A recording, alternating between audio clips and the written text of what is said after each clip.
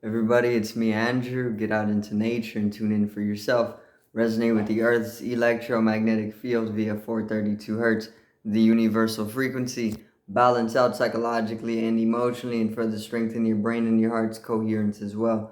Get a plant based diet going for yourselves today and nurture yourself right back into life. We are literally herbivores in our nature. Further balance out your physical body's pH level and get with alkalinity. Then you can generate some static electricity. Send me some love telepathically, set attention to your mind, and set intention to communicate. That is all there is to telepathy. You are now tuning in to great days. So, today I'm going to talk on Nagas. Nagas are a reptilian being or reptilian entity that you're going to hear more and more about once you maybe start coming into a shift of consciousness. And you're only hearing more about them because they are going to start showing up more and more into your life on a multi-dimensional level, because these aren't third dimensional beings. Most often they're going to be fourth dimensional in their nature or even higher. Okay, so I'm going to explain a little bit of what Nagas are, and I'm going to go in from here. Okay, so let's get right into this. Once again, um, Naga is pretty much a serpent being, a reptilian being. They are portrayed in many, many different forms because they take up many different forms, and they're also multi-dimensional. They can exist within the third dimension, but they can also be of a fourth dimensional nature or higher.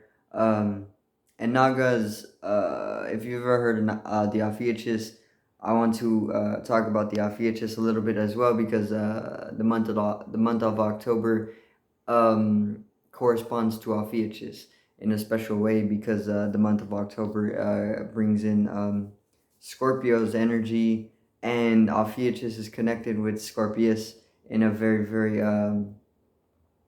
in a deep way. So in the month of October, we naturally are able to go deeper into the taboo, and within this taboo, within the subconscious, within the darker waters, um, comes Ophiuchus, and Ophiuchus is a reptilian being. Ophiuchus is a anthropomorphic, fourth dimensional reptilian humanoid. Okay, and there's also these conspiracies of reptilian shapeshifters controlling the government, or whatever it may be, and there's some truth behind these. Okay, but a lot of people don't really get into truth of conspiracies. Okay, but conspiracies are, there's much truth in conspiracy. Okay, so it's obviously up to you if you want to understand about it. But Ophiuchus is definitely already established within the zodiacal system, and Ophiuchus is seen as a reptilian humanoid. Okay, and they are known to be shapeshifters or anthropomorphic, because they're not of a third dimensional nature. Most often, they are of a fourth dimensional nature, a mental nature, and within that comes the ability to quickly shapeshift, you know, to simplify it. Now these beings, they are, a lot of the times they talk of or they're said they can possess the third dimensional being. Okay, so what this means is since they are of a fourth dimensional nature, they can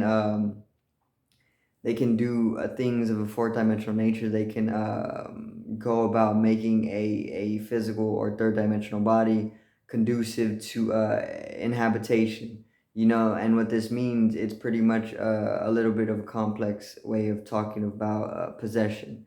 Okay, so these reptilian beings, they can possess a third dimensional body, or they can use the third dimensional body as a vehicle to be able to maybe cause some type of trouble, or set some type of malice, in the third dimension. Or they can sap on the third dimensional body, They can generate a state of fear within the third dimensional entity or being, and the fourth dimensional entity can then sap that energy. Okay, so it'd be like putting yourself around a crystal for a different type of energy. Like you get an amethyst or quartz, a very large amethyst crystal, and you put it right here, and then you sit around it all day, and then you're most definitely going to feel a vibrational difference. You're going to feel a difference in your energy field, your Taurus field. Okay, there's most definitely a change or fluctuation on an unseen level, on an energetical level. Okay, and it's the same thing with Nagas. A lot of the time they're unseen entities, because they're of a higher dimensional nature. Okay, but I do believe they do exist on the third dimensional level as well, as like the same as a body, you know. But where it is right now, you're gonna find them fourth dimensionally for the most part. Okay, you can find them to be humanoid, meaning it can go it can be like they can look literally like humans, and then they can slowly change their appearance to look more reptilian, in a shape shifting, and also they can take up, where they have a serpent bottom, so it's like they have a torso that is of a humanoid torso, and then from the bottom there it'll be a giant snake tail. Okay, that's another form that a naga would take up. They can literally just be giant snakes as well. You can call these nagas. Trying to think of some other ones.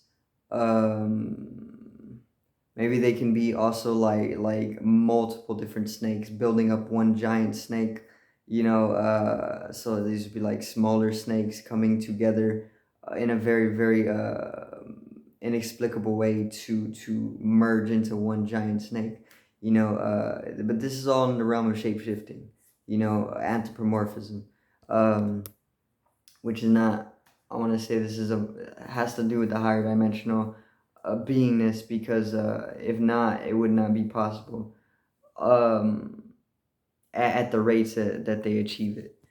So a naga, you can always look up what a naga is, and you're gonna be able to understand from the information that you're given. But Nagas, they are talked about in India most often, and in India they're seen as very, very sacred, because they are very, very sacred. They're the symbols of wisdom. Okay, the snake is the symbol of the wisdom, and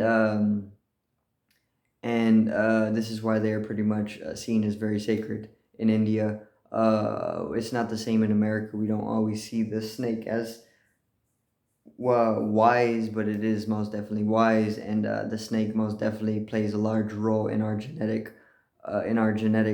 Okay, and I want to even say that reptilian beings helped us to evolve from where we were to where it is now.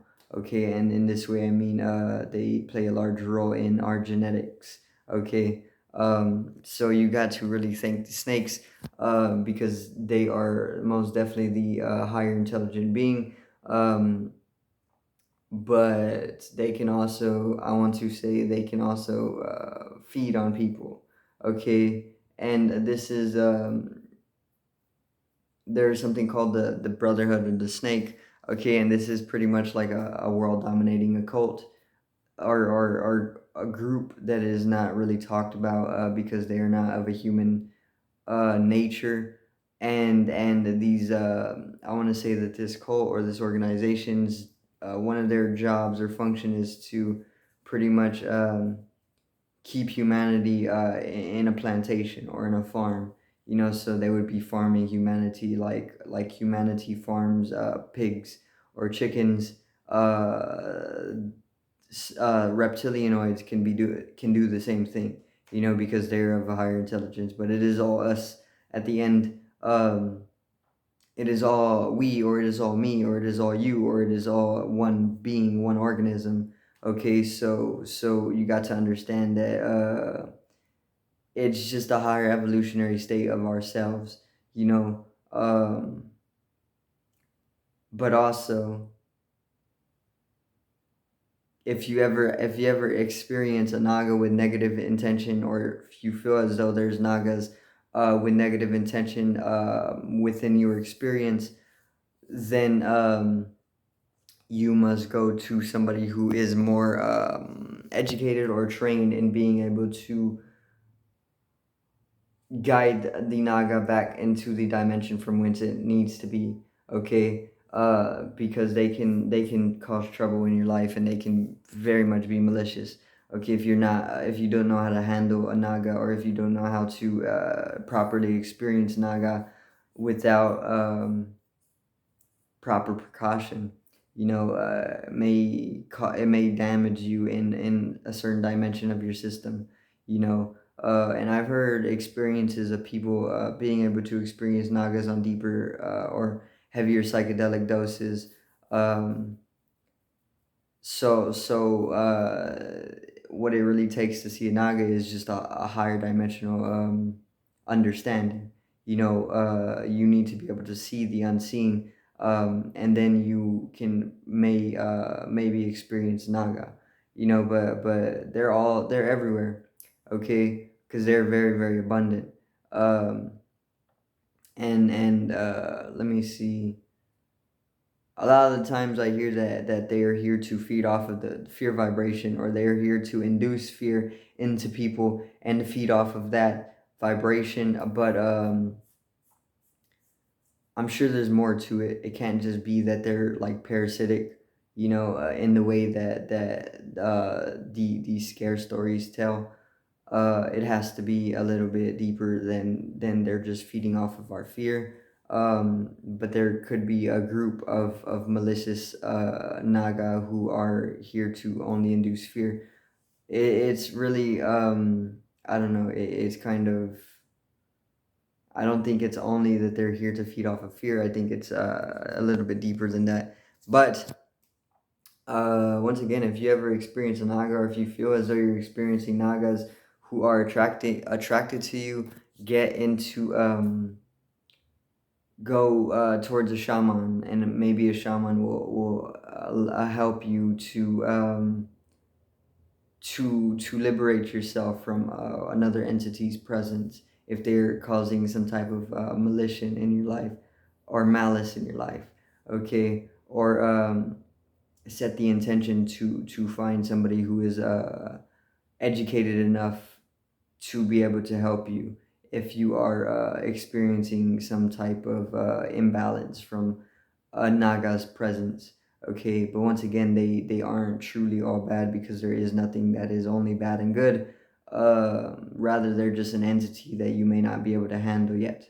Okay, on another level. So that's pretty much going to be it for today's video. Once again, I do thank everybody for watching. Peace out, one love, and have a great evening.